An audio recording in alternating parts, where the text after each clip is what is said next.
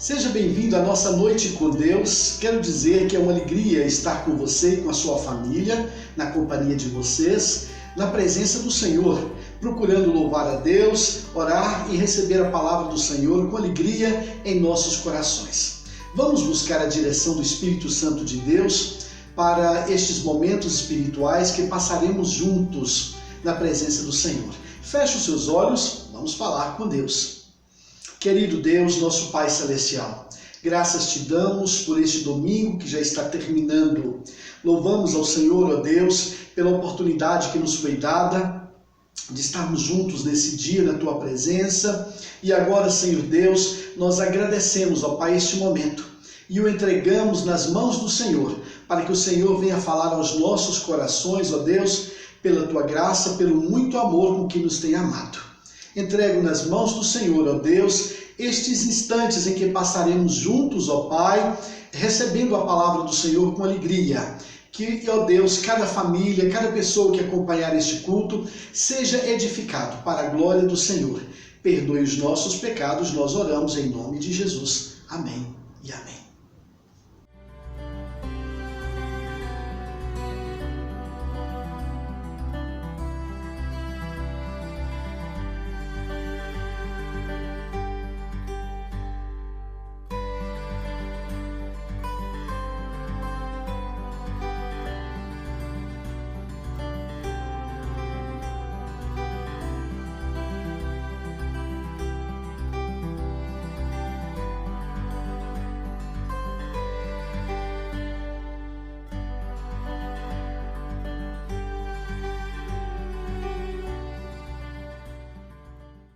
Bem, queridos, agora chegamos ao momento da mensagem desta noite de domingo, que traz como tema Caindo em Si, à luz do Evangelho de Marcos, no capítulo 14, o versículo 72.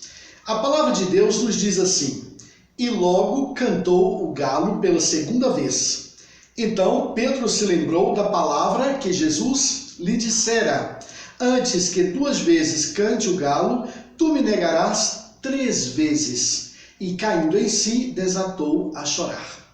Que Deus abençoe esta palavra na minha vida e na sua vida, em nome de Jesus. Bom, a Bíblia, meus irmãos, nos fala de pessoas que caíram em si, ou seja, diante de desafios, olharam em volta, primeiramente, depois olharam para si mesmas e depois, finalmente, olharam para Deus e tomaram um novo rumo em suas vidas a partir dessa experiência. São algumas pessoas, mas talvez a mais marcante de todas seja o apóstolo Pedro, né? Embora advertido por Jesus de que poderia cair nessa situação, e embora também ele testificasse do seu orgulho pessoal, dizendo que ele nunca negaria a Jesus, ele nunca negaria ao Mestre. Veja bem, Pedro, o grande apóstolo Pedro, veja bem, tornou-se a pedrinha, veja só, a que se refere o seu nome, né? E foi despedaçado pelas suas próprias palavras e pelas suas ações. Então, queridos, da lista dos apóstolos, vários outros poderiam ter feito o que Pedro fez, menos Pedro.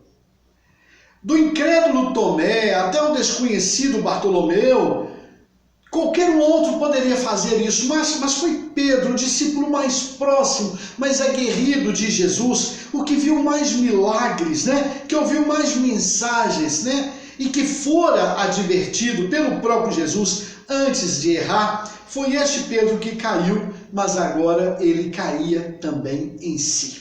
Foi este Pedro que falhou, que errou, mas que finalmente caiu em si. Vamos entender então o que aconteceu com Pedro em 3 partes. Eu quero lhe convidar a examinar calmamente comigo nesta noite o que é que aconteceu com Pedro, tá bom? Para que nós possamos aplicar as nossas vidas, meus irmãos, e entender. Talvez você que esteja nos assistindo nesta noite se identifique com esta mensagem, se identifique com a experiência do apóstolo Pedro, e isso possa ser útil para a sua vida, para guiar os seus passos de fé, para orientar o seu relacionamento com Deus, tá bom? Bom, em primeiro lugar, nós vamos contemplar Pedro numa circunstância. Qual? Olhando em volta. Veja bem, Pedro está olhando as coisas ao seu redor, olhando em volta de si mesmo, né? Antes de encarar o próprio Jesus, face a face, e a sua vergonha, né, em ser reconhecido como um dos seguidores de Jesus, Pedro passou por esta saia justa. Ele passou por esta circunstância difícil. Alguém olha para ele e aponta, dizendo: ali está alguém que seguia Jesus o tempo todo. Ali está um dos comparsas, ali está um dos cúmplices de Jesus. O que a Bíblia nos dá a entender na narrativa da fala daquela mulher que fez isso, que apontou para o apóstolo e disse isso, é exatamente essas coisas, né? Então, a Bíblia diz que era uma criada do sacerdote que reconhecera Pedro. Então disse isso para ele, né?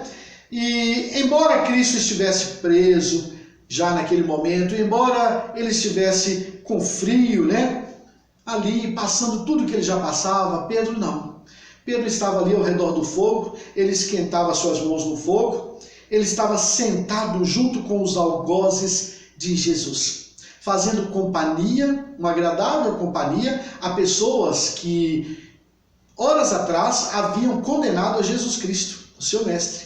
Mas Pedro estava ali, confortavelmente com eles, né? Podia também estar com frio, mas eu quero lhes assegurar uma coisa.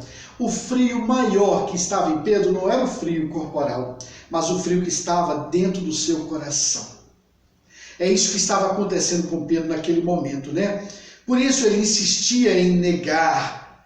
Outras pessoas também se juntaram àquela mulher, a Bíblia diz, fazendo acusação, né? E Pedro começou então a praguejar, a xingar, a negar e a dizer: não, não sou eu, você está me confundindo com outra pessoa. Veja bem, né? E aí o galo cantou a segunda vez, diz a narrativa da palavra de Deus. Eu imagino que a dor de ouvir aquele triste canto do galo agora pesou no coração de Pedro, porque Pedro se lembrou das palavras de Jesus. E Jesus disse para ele: olha, antes que o galo cante a segunda vez, você vai me negar 3 vezes, Pedro, vai me negar. Aquilo agora caiu como um peso sobre o coração, a mente, as emoções, os pensamentos e o sentimento de Pedro. Então este foi um momento importante, o momento em que Pedro estava olhando em volta de si mesmo. Em seguida, passou a acontecer o segundo momento. Qual? O momento em que Pedro olhou para dentro de si mesmo. Ele agora não estava olhando mais ao seu redor, mas ele estava olhando para dentro de si mesmo, né? Irmãos, vejam só, vocês vão concordar. Há lembranças que nos fazem sorrir, nos fazem dar gargalhadas, não é verdade? E há outras lembranças que nos fazem chorar, que arrancam lágrimas nos nossos olhos, né? Então, foi isso que aconteceu com Pedro. Esta lembrança triste que o fez chorar, fez também agonizar.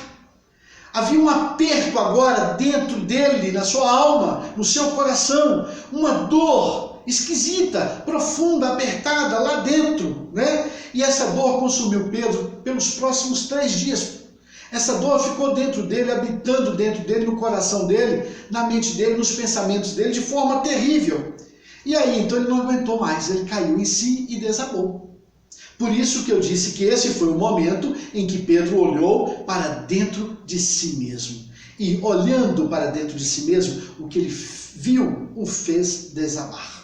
Sim, né? A realidade na sua volta se tornou então insignificante, se tornou pequena. Antes era uma coisa importante para ele negar a Jesus, agora não é mais.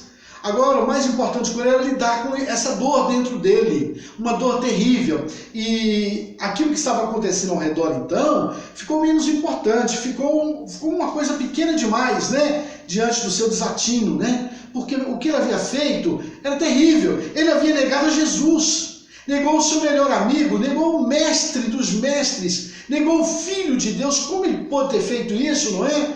Talvez ele se perguntasse: meu Deus, como eu pude fazer isso? Eu neguei o Rei dos Reis, o meu Salvador, o meu amigo Jesus. Foi ele que eu neguei. Então ele caiu em si, né? E as palavras de Jesus agora ecoavam tão alto na sua mente que Pedro então some da narrativa. Nós podemos olhar que a figura dele desaparece. Na narrativa dos fatos subsequentes não se fala mais em Pedro. E Pedro vai tornar a aparecer mais para frente, né? Já próximo da ressurreição de Jesus. A narrativa então dá esse sumiço de Pedro.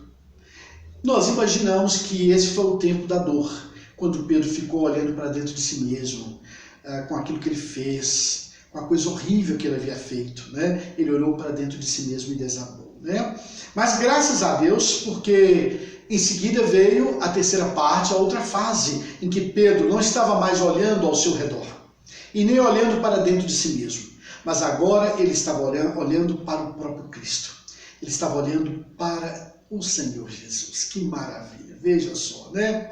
Então, é interessante que, meus irmãos, esse olhar de Pedro, na verdade, não foi bem o olhar dele para Jesus, né? A gente diz assim, mas nós sabemos que foi Jesus, na verdade, que olhou para Pedro.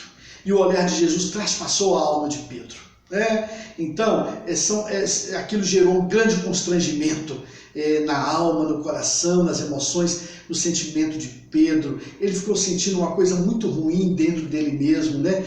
Porque o olhar de Jesus, as palavras de Jesus para ele, aquilo foi uma coisa terrível, né? A Bíblia diz que Jesus olhou para dentro dos olhos de Pedro naquela hora ali. Quando ele passou por Pedro, ele olhou para Pedro. Aquele olhar de Jesus. Aquele olhar foi profundo e é ele que provocou toda a transformação posterior na vida de Pedro.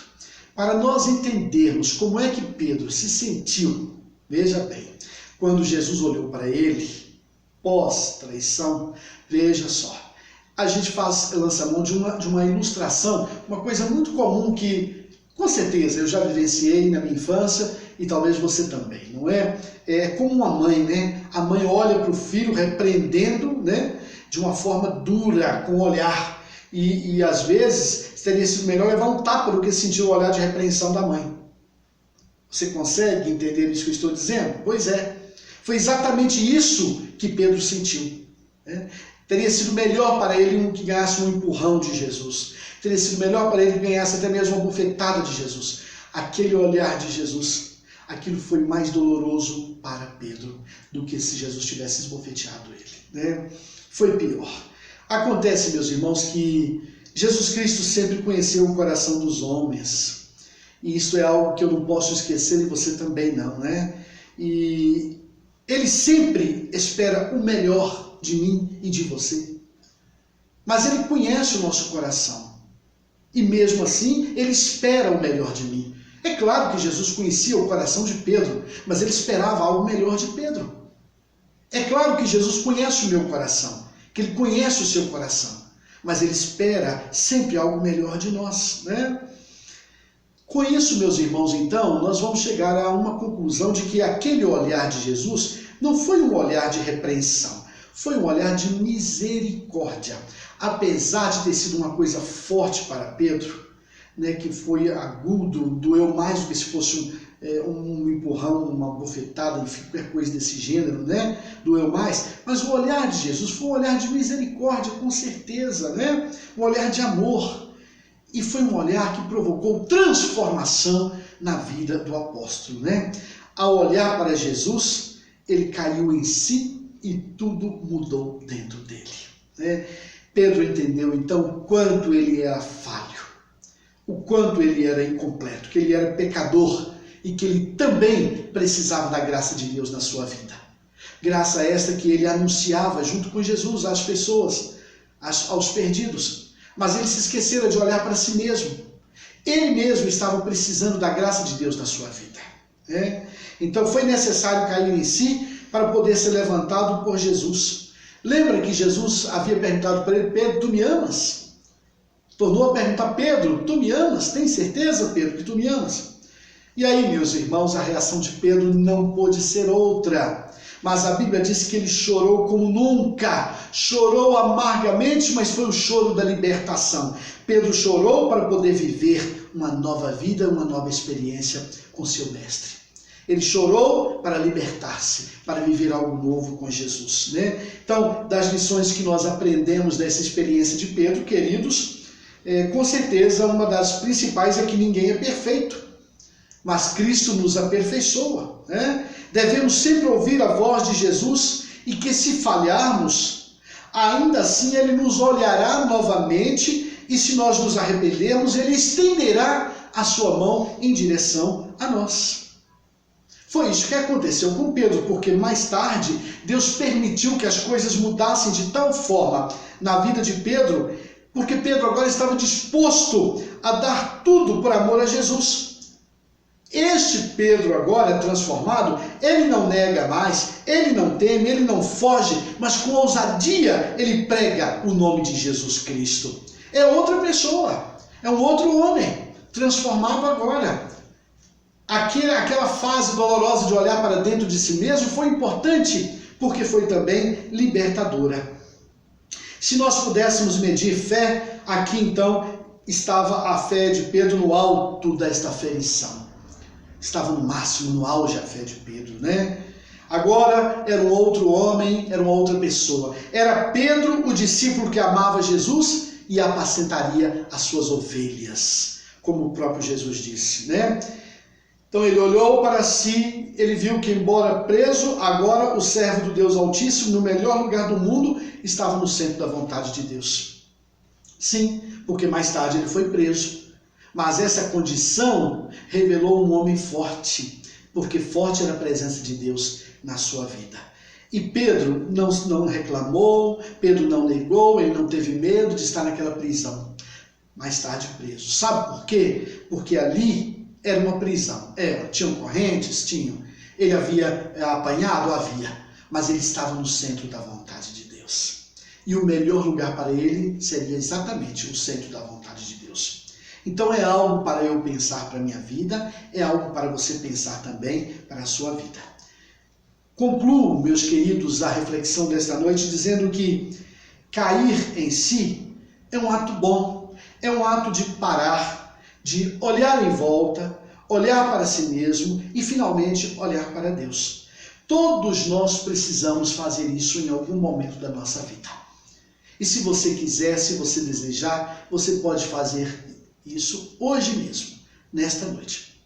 Olhe ao seu redor, depois olhe para você mesmo, finalmente olhe para Deus. Porque essas são etapas poderosas do ato transformador de Deus, que traz felicidade para a nossa vida, que faz de mim uma nova pessoa, que pode fazer de você também um novo homem, uma nova mulher, um novo jovem, um novo adolescente, uma nova criança. Uma nova pessoa em Jesus Cristo. Experimente o melhor de Deus para a sua vida, deixando-se ser moldado e transformado por Jesus Cristo. Foi isso que aconteceu com Pedro naquela noite fatídica e nos dias que se seguiram. Mas é algo que pode acontecer também nos dias de hoje. Basta apenas que você busque e seja sincero com Deus. Eu oro para que o Senhor te abençoe poderosamente nesta noite. Que esta palavra, dita, compartilhada com amor, que ela encontre guarida aí dentro do seu coração. Que você experimente ser transformado, ser modificado pelo poder de Deus na sua vida. E eu gostaria de orar pela sua vida neste momento. Então vamos orar juntos? Meu Deus e meu Pai, entrego nas mãos do Senhor a vida desta pessoa que assistiu a esta pregação, a esta mensagem nesta noite e precisa, Senhor Deus, passar por esse processo transformador na sua vida. Eu oro, meu Deus, para que haja uma disposição íntima nesta pessoa. E a partir disso, ó Deus, haja um desejo sincero, ó Pai, de alcançar algo novo com o Senhor nesta noite mesmo. Entrego nas tuas mãos esta vida. Assim como entrego também a vida de cada pessoa, de cada família de nossa querida Igreja do Boa Vista, neste final de domingo, para que, ó Deus, a bênção, o cuidado do Senhor, a provisão do Senhor esteja conosco, dando-nos esperança nos dias vindouros, permitindo, Senhor Deus, que nós adentremos a mais uma semana sob a guarda e a proteção do Senhor. Fica conosco, perdoe os nossos pecados, revela o teu grande amor, ó Deus, que salva, que transforma vidas. A todos que nesta noite receberam esta palavra. Em nome de Jesus Cristo, teu Filho amado, fazemos esta oração, hoje e sempre. Amém e amém. Então é isso, queridos. Deus abençoe a vida de cada um de vocês. Fico por aqui agradecendo muito a sua companhia nessa noite de domingo. Foi um prazer estar com você, compartilhando a palavra de Deus. Mais uma vez, Deus abençoe a sua vida. Desejo para você e para sua família uma ótima semana, sob as bênçãos e o cuidado do nosso Deus. Tenham todos uma ótima noite.